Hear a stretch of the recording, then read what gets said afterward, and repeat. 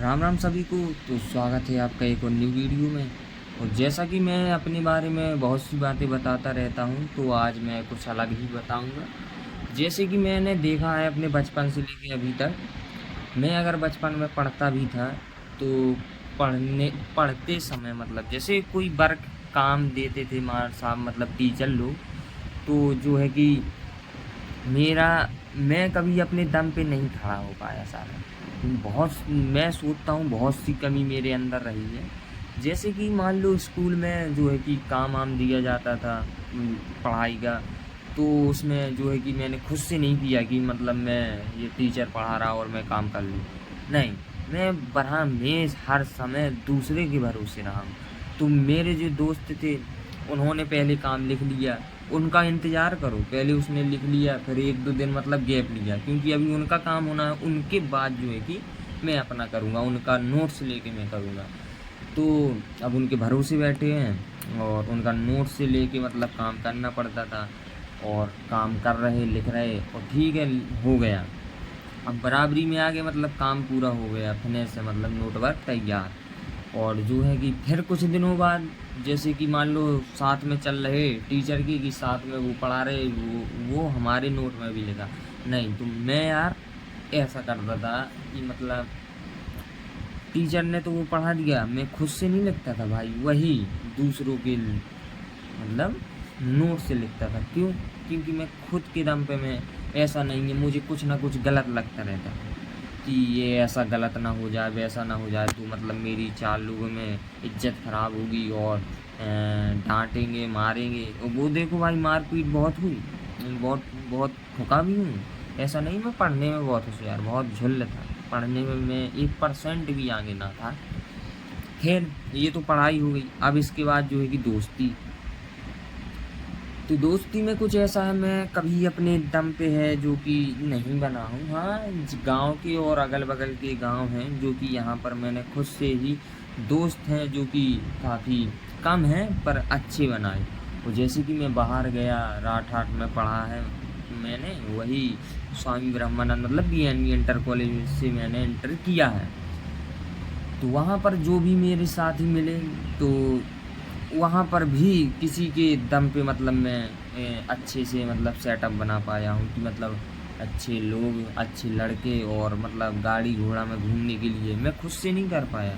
किसी दोस्त को मैंने, पर मतलब मेरा कम रोल रहा, मेरे अगले आदमी का ज़्यादा रोल रहा, क्योंकि मैं अपने दम पे कुछ नहीं कर पाया। मैं अधिकतर समय में जो है कि मैं दूसरे के भरोसे रहा, और दूसरे के मतलब भरोसे से ही चला हूँ। कोई भी हो, मैच हो या खेलने कूदने, तो मैं बहुत कम ही खुद पे भरोसा मतलब किया।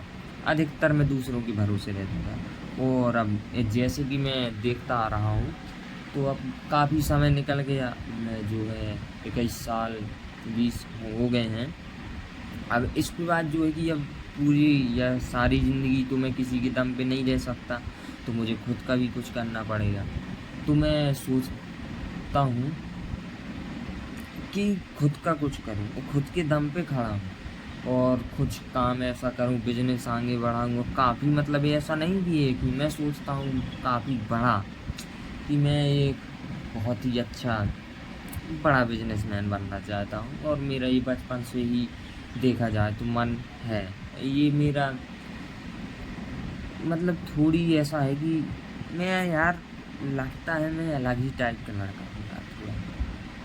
तो कुछ काम करना है और करूँगा, और जो है कि एक नहीं मैं कई बिजनेस डालूँगा आगे चल के। और अगर ये ऊपर वाले की इच्छा रही तो अच्छे से मैं काम करूँगा।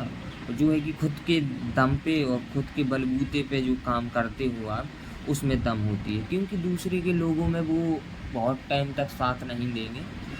तो इसलिए मैं यही कहूँगा, और सभी से कहूँगा कि जितना हो सके अपने दम पे और अपने बलबूते पे जो हो सके खुद से करें। और जो है कि माता पिता का तो देखो भाई, सहयोग लेना पड़ेगा, साथ लेना पड़ेगा, और अलावा सोचो आप तो हर कहीं से धोखे ही मिलेंगे। इसलिए मैं यही लास्ट और आखिरी बार कहूँगा कि खुद के दम पे या घर वालों के रहें भरोसे पर भाई उन पे क्यों बोझ बने। अब जैसे मुझे काम करना है 10 लाख का, उनके पास नहीं है, तो मतलब कुछ ऐसा करो कि खुद के दम पे वो अपन 10 लाख का काम कर सके। तो ठीक है, और ऐसे ही मैं आगे कुछ बताऊंगा। अभी तो तुम कहोगे कि ये साला ये बकता ही रहता है, कुछ नहीं कर पाएगा। भाई साहब अभी थोड़ी नहीं चल रहा समय की, और जो है कि नहीं हो पा रहे काम, पर होंगे ज़रूर। पर मैं कहता हूँ कि खुद पे भरोसा रखो। कभी कभी मुझे लगता है मैं यार क्या भरोसा रखो, ये तो रखो खुद पर भरोसा रखो कि मैं कर लूँगा। जब तक नहीं करो ऐसा रखो कि मैं कर लूँगा, मतलब अब भरोसा तो देखो भाई साहब करना ही पड़ेगा। तो ठीक है, अगर आपको ये बात मेरी कुछ समझ में आए, क्योंकि अगर आपको नहीं आएगी समझ में तो कहेंगे क्या ये बकचोदी बताता रहता है। तो भाई साहब ऐसी मेरी लाइफ में ऐसा ही चल रहा है कुछ, तो मैं खुद परेशान हूँ कि कैसे कैसे दिन आ रहे हैं। तो मैं इसी वजह से खुद परेशान हूँ कि ये क्या दिन आते हैं और क्या जाते हैं। तो ये मेरी जो बातें भी हैं ये आपको अच्छी भी लगती होंगी, बुरी भी लगती होंगी, क्योंकि ये मेरा चल ही रहा है सिस्टम।